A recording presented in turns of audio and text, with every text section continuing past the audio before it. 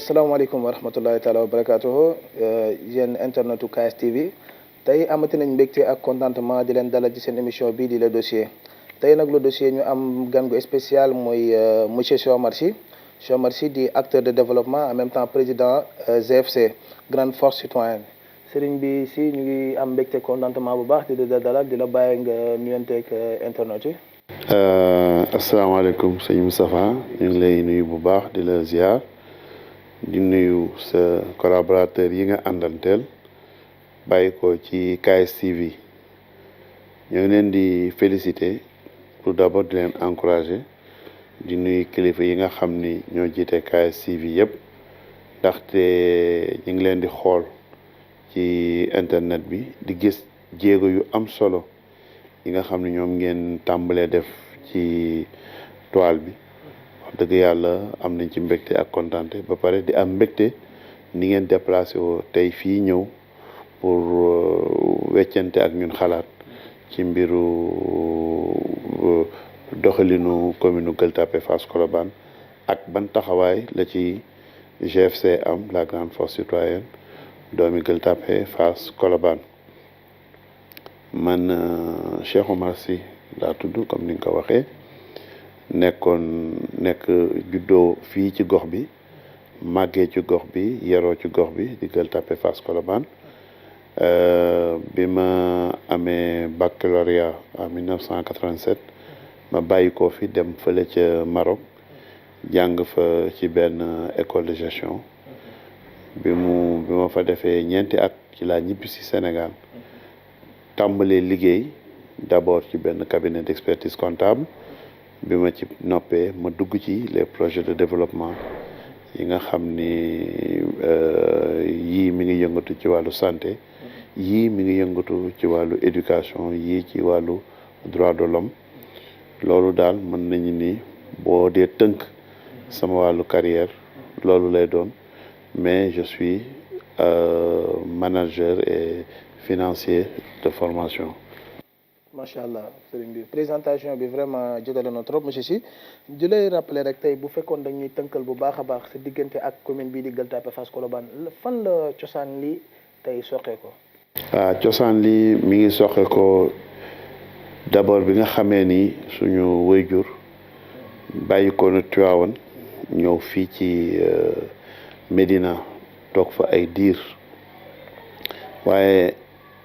vers les années 60 en 1959 plus précisément ci la jënd kër gi Fass ñëw toxu fi moom mooy taawu Serigne Babacar Sy radiyallahu taala anhu waaye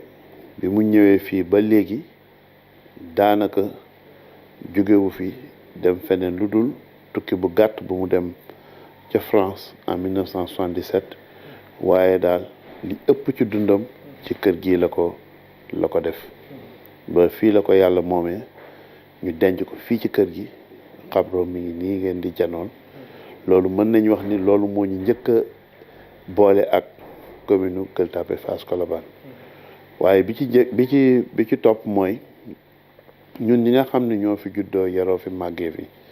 dañu dem ba jëmbi jamono gis ni commune bi wax dëgg yàlla ni mu meloon nañ ko fi bàyyee woon balaa lu jiitu sax ñuy jóge fii di dem ay Maroc ak yooyu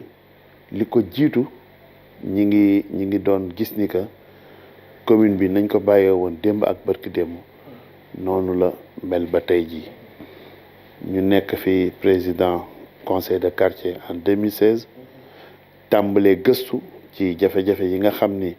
moom la commune bi am xool yan saafara lañ ci mën a indi waaye li ma ci gën a jàpp nga xam ni moo ma ci gën a moom moo ci gën a ci laa gën a bàyyi xel li ma ci gën a bàyyiloo xel mooy bis bi nga xamee ni dem nañ ci benn kër ndaw si nekk fii biir Fass di waxtaan ak moom ci wàllu naka la ñu mën a def ba commune bi suqali ko jëm ci kanam ndaw si ñi ngi ko fekk lal bi nga xam ne ci la tëdd lal bi ñi ngi ko teg ci suuf maanaam lal bi c'est mis sur du sable ñi ngi ko teg ci suuf ñu wax ba pare mënuñu fii ngeen toog Émile Badiane fii la toogoon di wax ñun ñu xool ni kon ndaw soosu depuis Émile Badiane nga xam ne c'est dans les années 60 ak ñoom Senghor nit ñaa ngi fay romb di wax ak moom affaire lu jëm ci wàllu politique te condition de vie am yi nga xam ne moom lay war a dundee ba léegi nii amélioré wul ndaxte lu jëm ci wàllu ñàkk gu tar ñu ni kon ñun suñu taxawaay war nañ ko seetaat naka lañ ko war a seetaatee mooy lépp lu ñuy def ci wàllu politique ñu jëmale ko ci wàllu loo xam ni dafay jëmale doomu aadama yi kanam te fàtte suñu bopp nga xam ni tey jii loolu moo gàllankoor politique du Sénégal. waaw sëriñ bi boo xoolee tey ci benn question boo xam ne sax bëggoon nañ cee ñëw mooy dugg nga ci mooy gis nga ne conditions yi ak jafe-jafe nit ñi moo la motiver tey ba nga dugg ci géew bi nga xam ne mooy géewu politique ba pare fas yéene doon maire commune bii di Gueule Tapée Fass Colobane tey ku wax mairie ku wax municipalité vraiment di nga wax ce qu'on appelle programme parce que nit ñi itam ci fondement yi nga xam ne mën nañ laa wóolu jox la seen carte tey ci yan ambition nga am tey ci commune bii di Gueule Tapée Fass Colobane.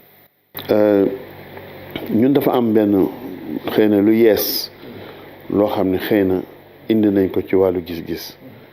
ndaxte li nga xam ne moo gàllankoor mairie Sénégal yépp ba tey ji mooy li nga xam ni moom la état bi doxalee décentralisation boo dee xool depuis 96 ñi ngi naan alal gi nga xam ne mooy bàyyikoo ci état bi di ñëw ci gox-goxaat yi dafa xaw a néew état bi war na ko yokk mais boo ko dee xayma ci nga koy gën a seetlu ndax tey jii boo dee seetlu ni 1% 1,3% de notre du budget de l'État est exécuté au niveau local xam nga loolu néew na néewaay boo xam ni kenn xamul nu mu toll c'est-à-dire tey jii pour État du Sénégal que gox-goxaat yi dox ou pas moom yoonam nekku ci parce que la mu leen di jox ci alal pour ñu dundee ko daanaka lu néew la mais loolu boo dee def à titre comparatif ñi nga xam ni ñoo nekk tey jii les pays occidentaux da ngay gis ni lu ëpp 50% du budget de l'État est exécuté au niveau local ba tax na foofu looy du tuddee assainissement ay voiries ay électricité eau lépp loo xam ni dafa jëm ci li askan wi gën a soxla boo seetloo mairie yi ñoom ñoo ko fay doxal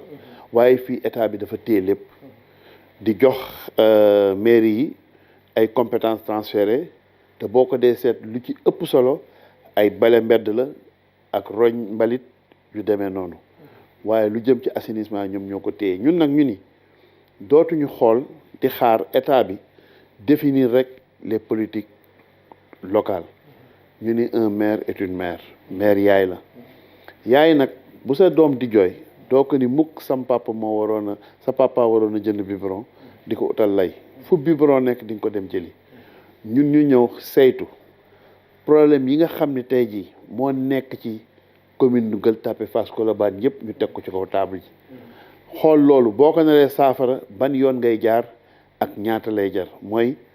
combien ça coûte et qui va payer loolu ñu tënk ko ci juróom-ñaari poñ yoo xam ne benn bi ci njëkk mooy cadre de vie ñu xool ndax dund nit ñi mucc na ayib bi ci tegu mooy éducation bi ci tegu mooy santé bi ci tegu mooy sport bi ci tegu mooy culture bi ci tegu di emploi mooy xëyu ndaw yi ak jigéen ñi bi ci tegu mooy sécurité maanaam kaaraange askan wi yooyu nag bu ci nekk dañu jël ay activité dëxëñ ko ci maanaam bu ñu nee war nañu def wàllu santé ñu ne pour lijjanti loolu dañu war a tabax centre de santé dañu war a def li dañu war a def li pour defar ko ñaata lay jar ñu jël xayma ko loolu ñu xayma moom la ñu seetlu ni tey li gën a néew li yées ngir nga mën ko dugal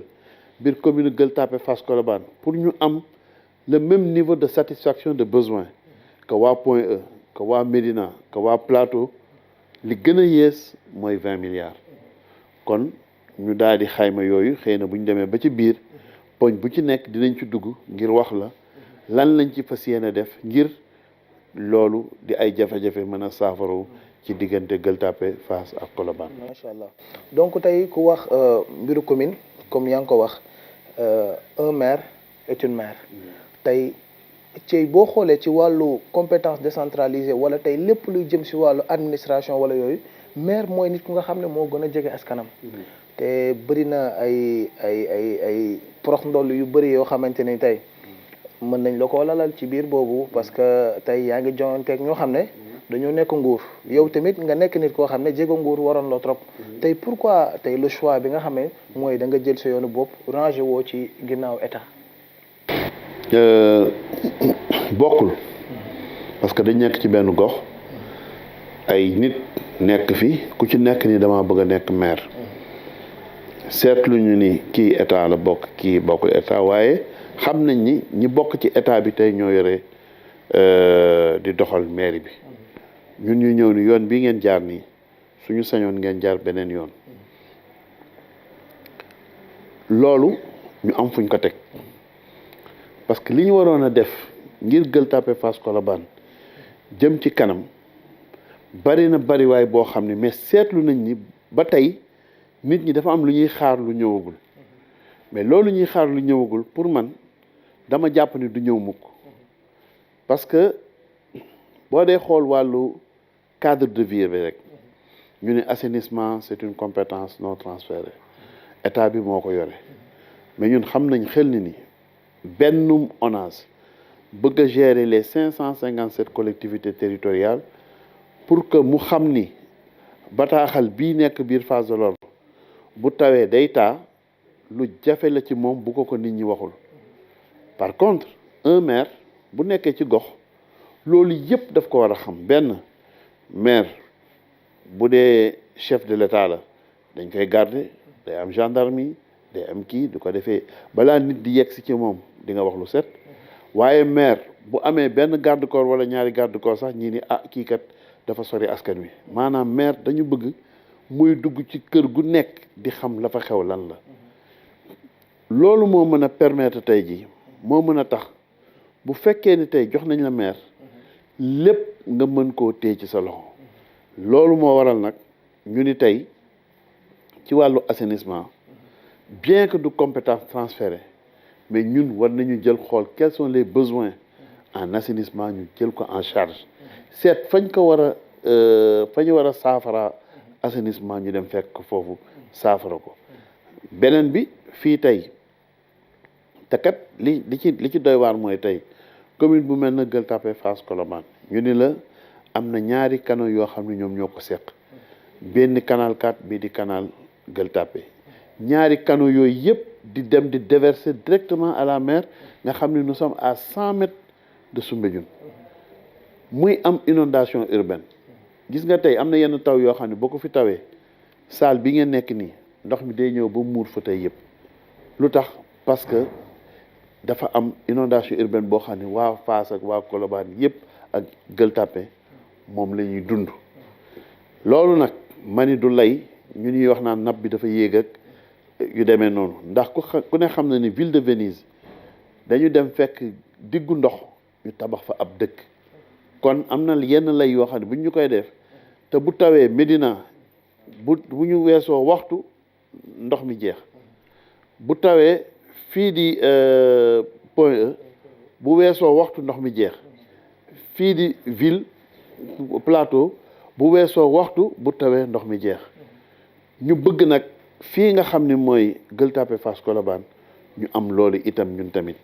bu tawee ak lu taw bi tar ndox mi gaaw a dem. léegi ci perspective boobu léegi yéen solution ngeen ci am loo xam ne dina mën a amal askan wi njëriñ. bari na déjà il faut que ñu reprendre tout le réseau d'eau pluviale bi nekk fii au niveau de Gueule Tapée Fass Colobane parce que tey c'est le seul réseau d'eau usée mooy jël di collecter les eaux pluviales parce que avant le canal 4 c'était destiné à l'eau pluviale mais dañ dem ba nga xam ne les branchements parce que le Fass ne faisait pas partie certains gox yi nga xam ne ñu ngi ci biir commune bi bokk ñu woon ci réseau ci plan directeur assainissement wu Dakar ñu rattrapé ko dabaatal ko ci canal 4 donc léegi boo fa demee nii ay temps ñun bi nga xamee ni gën nañoo nekk ndaw mën noon nga dox ci canal 4 bi jógee fii ba Soumbédioune te doo dajeek ndox su fekkee ni yenn période yi la bu dul temps taw mais tey jii à tout moment dafay fees ak ndox yoo xam ne ay c'est des eaux usées loolu moo waral tax ñu ni am na ci ay solution yoo xam ne bu ñu ko ci defee tëj canal bi ñi ngi wax duñ koy tëj mais tëj bi yépp mooy nga fexe ba am une activité commerciale boo xam ni da nga koy prévoir ci kaw canal bi ku ne xam na ni tey la ville de Paris l'île de France il y a lu tolloog fukk wala 17 canaux yoo xam ni ñoo nekk ci suufu ville de France île de France plutôt fii itam mën nga fexe ba am une activité vivante ci kaw canal bi te fekk na boobu li ci suuf mi ngi continuer di fonctionner correctement ñu xalaat ci par exemple def benn passage commercial diggante Soumbédioune ba Claudel def benn parking nga xam ne ñii ñëw ci passage commercial bi fa la ñuy nekk diggante Claudel ba Delafosse diggante Delafosse ba route de Ouakam nga fexe ba am fa benn jardin boo xam ni étudiants yi nekk université ak ñi nga xam ne ñoo dëkkee Gueule Tapée dañ fay mën di féexlu ak ñi dëkk ci commune bi yëpp dañ fay mën di féexlu diggante nag Gueule Tapée Cheikh Anta Diop avenue Cheikh Anta Diop ba Fass fii nga mën fexe ba menuisier yi nekkoon ci rebooru canal bi yëpp nga délocaliser leen fa mais doo leen fa délocaliser ñoom rek da nga fay créer benn cluster boo xam ni di nga mën a fexe ba lépp loo xam ni dafa aju ci wàllu bant nga mën ko fa def maanaam ñiy jaay bant dañ fay nekk ñiy machine yi nga xam ni ñooy defar bant yi dañ fay nekk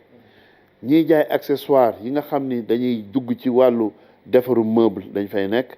ñiy jaay meuble produit fini bi tamit dañ fay nekk ba pare nga boole leen nag waa diaspora pourquoi waa diaspora parce que tey dafa am lu bari loo xam ni ñun dañ ko réere mbir ñi nekk diaspora tey am nañu lu bari loo xam ni tey ni mu amee ay Senef nga gis ni bu fekkee ni am nañu ay équipe nationale ñu dem jëli fële compétence indi dem jëli Sadio Mané mi ngi évoluer à Londres mais di sénégalais nga indi ba ñu constituer suñu équipe nationale noonu lañ ko war a mën a defee def benn équipe nationale boo xam ne en menuiserie équipe nationale en taillerie équipe nationale boo xam ni day dem jëli ay compétences au niveau international nee nañ ma keroog sama benn xarit bu nekk Suède mu ne ma est-ce que xam nga ni usine IKEA yi nga xam ne ñooy defar les meubles de IKEA dans les ateliers de conception et de production il y a des Sénégalais yoo xam ne dañ fa nekk yore fa ay nombre tànk yu rëy ku mën a dem ba liggéey biir IKEA kooku boo ko nee ñëwal sama dëkk nga fexe ba dimbali ma ba ñu boole laak ñi nekk fii nga indi machine yi ñu créer foofu benn écosystème boo xam ni meuble yi ñuy defee fii dootul wute dara ak meuble yi nga xam ni ñu ngi koy defee au niveau de l'Europe wala yeneen dëkk yi nga xam ni seen meuble mucc na ayib kon yooyu ay xalaat la yoo xam ne am nañ ko pour que diggante boobu ñu mën ko fa def te loolu lu mën a nekk la ba pare nag diggante Fass ba Blaise Diagne nga jël fexe ba ñi nga xam ne ay kii lañu ay artisan la ñu nekk village artisanal ak yooyu nga mën leen fa yóbbu bu ko defee ñoom it ñu mën nekk di fa exposer seen produit nga yóbbu fa tailleur yi ba pare aménager ko aménagement yoo xam ni léppay nekk ci biir y aura des restaurants y aura des mosquées y aura fu ñuy mën a jullee fu ñuy mën a fu ñuy mën a waajee lépp dafay nekk nga xam ni boo fa xasee ba dugg mën nga fa nekk yow ba ngoon te dootoo soxla dem fenn yooyu daal yaakaar nañ ni on a benn canal boo xam ne ça fait 2,3 km sur 30 mètres ça fait 6 hectares loolu lu ne mën nga ko cee def kooku ci wàllu cadre de vie la on a ici 5,5 km de sable yoo xam ne war nañ ko éradiquer te loolu dafa war a nekk lu ñu mën a def nu mu gën a gaawee ndax tey jii wax dëgg yàlla commune Gueule Tapée Fass Colobane mënatuñu xaar bu yàgg boobu. waaw sëriñ bi seetlu nañ la ba léegi tey commune Gueule Tapée Fass Colobane dafa dend ak ay xeetu wutukaayu xam-xam yu bëri ñu mën ci citer ñaar rek muy benn bi ci sa biir commune la nekk muy Delafosse beneen bi mooy université Cheikh Anta Diop bi nga xam ne mooy université bu gën a mag ci Sénégal tey si wàllu njàng ak jàngale ko wax ndaw wax jàng ku wax ndaw wax formation tey tamit ci sa politique ak ci sa programme mi yan da nga gisin yu bees nga gisee tey njàngum Sénégal d'abord ak aussi yan mbir yu bees nga fas yéene indi tey ci sa politique de développement fii ci commune bi di Gueule Tapée Fass Colobane. kon question boobu wax dëgg yàlla dama ci kontaan et puis sawar ci tontu ndax tey ku seetlu commune Gueule Tapée Fass Colobane xam ni li ñuy waxee ceinture scolaire maanaam jumtukaay jàng yi wër commune bi mooy bi gën a riche ci Sénégal amul benn commune booy dem sur les 557 communes du Sénégal booy dem fekk juróomi lycée wër ko tey di nga fekk Delafosse Kennedy Blaise Diagne lycée collège Jean de La Fontaine Thierno Birahim Mbacké école normale supérieure ñu ko lycée d'application Thierno Seydou Nourou Tall yooyu yëpp ci peggu commune bi la nekk maanaam booy jàngi foofu da ngay dox doo dugg oto on a 13 écoles primaires dans cette commune là 6 institutions préscolaires au niveau supérieur nga am Université de Dakar Cheikh Anta Diop am Pathé Ba nga am ISM CESTI école bii di jàngale affaire architecture affaire école vétérinaire école environnement ENAM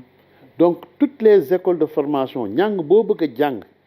ak nu mu mën a mel boo ñëwee ci peggu commune Gueule Tapée Fass Colobane di nga ko fekk maanaam nga mën fee jàngee maternelle ba agrégation booy jàngi da ngay dox te école problème mu école Sénégal ñaar rek la benn bi mooy transport beneen bi mooy cantine scolaire transport bi wax naa la doo dugg oto cantine scolaire bi bu la neexee booy jàng foofu ci commune bi récréation sax bu la neexee nga dem sa kër lekk ñëwaat mais d'une manière générale ku ne xam ne ne l'école sénégalaise am na yeneen problème yu gën a tar yooyu wàllu gouvernance scolaire daf fi am wàllu qualité de l'enseignement daf fi am wàllu accès daf fi am comme par exemple am na ci ay communes yoo xam ne boo fa dëkkee da ngay dox 20 kilomètres aller 20 kilomètres retour balaa ngay gis école boo mën a jàngee moo tax ñu créé woon les collèges de proximité et cetera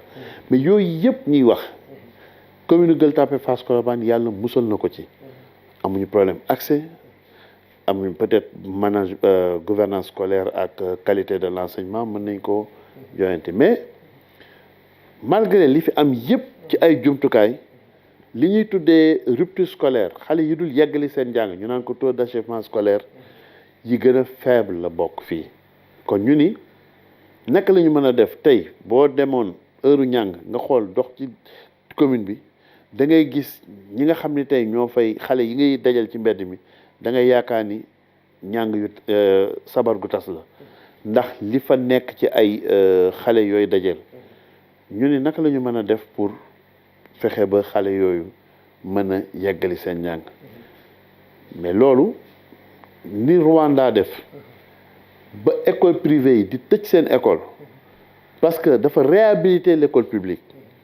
tey jii xale bu fa dem am nga ordinateur am nga tablette am nga yenn façon xeetu njàng yi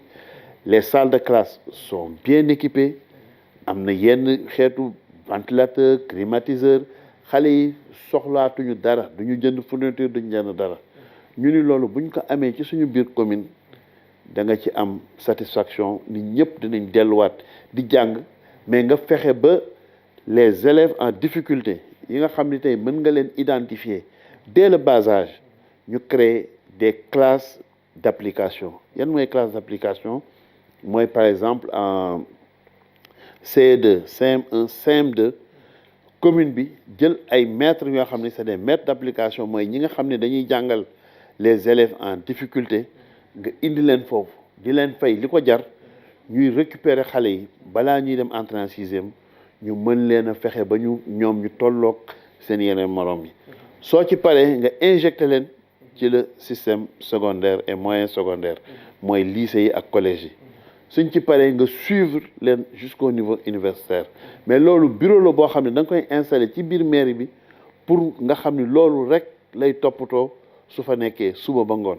di identifier xale yi di leen jox ñi nga xam ni dañu soxla ay bourses ak yooyu nga créer leen un programme de bourse spéciale boo xam ni ñi ci war a fay jàng nga mën leen fayal mais dina fekk boobu nga réhabiliter l'école publique ba xëy na la nga ciy def ci wàllu boobu sax du bari yooyu yëpp ay programme yoo xam ne xëy na buñ ko doxalee wàllu njàng mi dana mën a mucc ay. xam naa ci perspective politique bi rek dañuy brosse tuuti rek parce que ku wax politique wax jeune waaye wax jigéen tey ci jigéen ñi lan nga leen réserver rek parce que bu njëkkoon tey suñu famille dañuy dem ngoon gi ñu dajaloo ci ay tuur ak ay natt ay xumbal ak yooyu tey jamono nag dox na ba nga xam ne tey kuy wax développement local di nga wax produits céréaliers ak transformation yeeg yu mel noonu tey ci sa politique daal boo ñu doon résumer en 1 minute rek nan nga ñuy mën a expliquer tey sa politique tey nan nga ko ban orientation nga mu am ci secteur féminin. wàllu liggéey xëyu ndaw yi dañuy war a xam ni que li ci njëkk mooy nga créer une très bonne banque de compétences la banque de compétences mooy tey nga mën a xam xayma ci commune bi ñaata avocat fi nekk ñaata mécanicien ñaata soudeur ñaata peintre ñaata maçon ñaata médecin ñaata architecte et cetera nga am la banque de compétences de la commune nga créer ci biir commune bi benn cellule d'animation économique lan lay jëriñ ñu ngi koy résumer ci li ñuy tuddee les 4 F la formulation la formalisation la formation et le financement formulation nga fexe ba jigéen ñi ak ku mu mën a doon ku bëgg xëy boo yegsee ci mairie bi li nekk sa bopp ñu mën la ko formuler en idée en projet damay defar cere nga ni waaw mën naa defar cere nii laa koy defaree ak yooyu mais l'idée de projet ba mu nekk un projet boo mën a déposer à la banque xëy na ñoom amuñu outil yoo xam ne dañ leen ko mën a permettre ñu formuler la sa idée de projet deuxièmement ñu formaliser la est-ce que yow GIE nga bëgg a doon wala SARL wala SA ñu jox la jumtukaay yoo xam ne dina la mën a formaliser bi ci des ñu trouver le moyen de te former mooy ñu jox la formation bu doy ba pare nag le 4e volet nga xam ni ñu bari ñuy élaborer ay projet de développement foofu la ñuy pêcher mooy le financement bi itam y a des mécanismes yoo xam ne ñi ngi fi c'est expérimenté dans d'autres communes mooy nga fexe ba am na ay ci bànqaasu nguur gi ñoo xam ne tey boo indee xaalis lu mel na mairie indi 20 millions ñoom mën nañ la comme FONGIP mën nañ la ci tegal 20 millions muy 40 millions boo yóbboo xaalis boobu ci banque mën nañ la lebal 3 fois ce que tu as amené mooy 40 millions yi ñu lebal la 120 millions mettre la ko en place comme fonds d'aide comme fonds de loo xam da nga koy leble 120 millions maanaam 20 millions yi mairie bi amoon au début am na un effet multiplicateur par 6 mu nekk 120 millions loolu yaakaar naa ni ñun dans notre programme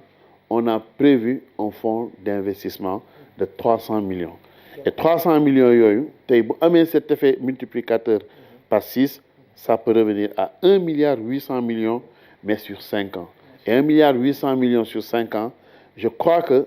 boo naree jël ay calebasses ay les CAF et tout ça di leen jox ay 200 000 la koy sorte nga xam ni boo leen ko joxee non seulement du leen jëriñ dara mais dañ ciy am jafe-jafe nga jël par exemple des fonds yu gën a am yu takku yu toll 5 millions 6 millions jox ko nit mu dem liggéey ci te bu boobaa li ko tax ñu gën ci sawar nag ci wàllu jigéen yi c'est que dafa am ay études yu wax ni que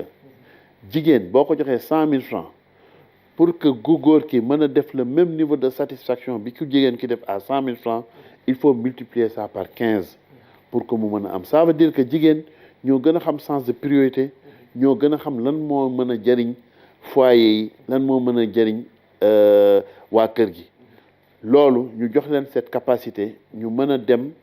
di def commerce wala ñuy doxal seen activité loolu yaakaar naa ni moo gën moom la ñu ci xalaat du jigéen ñi rek il y a les jeunes et aussi les personnes yi nga xam ni yàlla dafa def dogal ci ñoom ñuy dund ak laago ñooñu tamit ci les personnes vulnérables la ñu xam ni yaakaar nañ ni war nañu am ak ñoom un programme spécial ba lu ñu leen mën a jàppale rek du doy te loolu incha allah dëxëñ nañ lépp ci programme mu 20 milliards yi 20 milliards yoo xam ni itam il y a un moyen de les financer parce que tey nit ñaa ngi wax 20 milliards ku nekk di ñu ci coow alors que am na ci yenn kër yoo xam ne benn kër en Europe day jar 20 milliards ça veut dire que du xaalis chaque fois ñu ni 20 milliards du xaalis ñu naan ne lu tax nga naan 20 milliards du xaalis mais dama ni 20 milliards c'est une possibilité pour ñu mobiliser ko au niveau de l'État, au niveau des collectivités territoriales, au niveau des bailleurs de fonds, coopération bilatérale, coopération multilatérale, au niveau du secteur privé, parce que les ma leen doon décrire sànq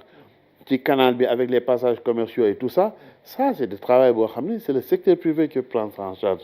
nga dem gis leen au niveau de la diaspora et des initiatives privées et la société civile am na ci tey jii ñu yàlla mënee gan ñu xëy suba mën a yéene commune bi 10 millions 20 millions 100 millions tey amul benn mécanisme boo xam ni mën na capter ces fonds là da ngay fexe ba créer ce mécanisme ba pare rassurer leen nga xam ni fu ñu mën nekk ci àdduna bi même bu dee fistine dinañ mën a gis xaalis boobu fan lay jaar loolu tamit bokk na ci yi nga xam ni en plus de la coopération décentralisée loo xam ne buñ ci sukkandikoo incha allah mën nañu fexe ba indi fii li nga xam ne moom la ñu war a dundee sur 5 ans et yaakaar naa ne buñ ñu joxee la mairie de Gueule Tapée Fass Colobane ñun incha allah dinañ mën a fexe ba ñu am financement yooyu ba pare jox ko askan wi ñu jëriñoo ko. jërëjëf sëñ bi ci yi nga développé ci ay perspectives ak ay plans ak ay programme ak projet vraiment amoon mbégte contentement lool ci dalal la suñu émission bii di dossier di la bàyyi rek nga tàggatoo incha allah ñu jox dig daje internet yi ba beneen incha allah. sëñ Moustapha kontaan nañu bu baax ndax kontaan nañu ci dikk bi nga ñëw fii waxoon nañ ko ci njëlbeen waaye duñ koy feddaliwaat di leen ñaanal yàlla nag fépp fu télévision àgg ci àdduna yàlla na fa seen télévision bi àgg weesu ko ñu ngi kontaan bu baax di woo képp koo xam ne ndaw nga tey ubbi nañu liste électorale yi nga jéem a fexe ba bindu ci liste électorale yi nga jéem a fexe ba li nga xam ni mooy sa droit de vote nga exercer ko pleinement mooy nga bindu ji ci liste électorale yi bu 23 janvier 2022 jotee nga mën a voté ji te bu ngeen di voté itam ngeen xool liste bi nga xam ni GFC doomi Gueule Tapée Fass Colobane mi ngi ci ñu voté leen ndax xar kanamu commune bi changé définitivement et radicalement loolu mooy suñu mbébét te yaakaar naa ne buñ ci askan wi yëpp jàppalee ñëpp ànd ci incha allah li ñu bëgg yàlla mën nañu ko defal ñoo ngi leen di sant di leen gërëm di leen ñaanal yàlla di leen baalu àq bu baax a baax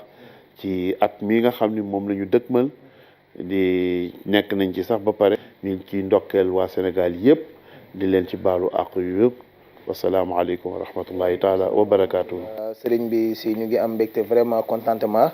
ci vraiment ci ubbil bi ngeen ñu ubbil tey seen kër gi ñu ñëw tourné ak yéen émission bu am solo bii di le dossier vraiment ñu fàttali leen rek ne suñu ganu tey bi moo nekkoon Cheikh Omar Sy di acteur de développement waaye itam di kilifa diine di sët ci Serigne Babacar Sy radiyallahu anhu jiite fii dégg nga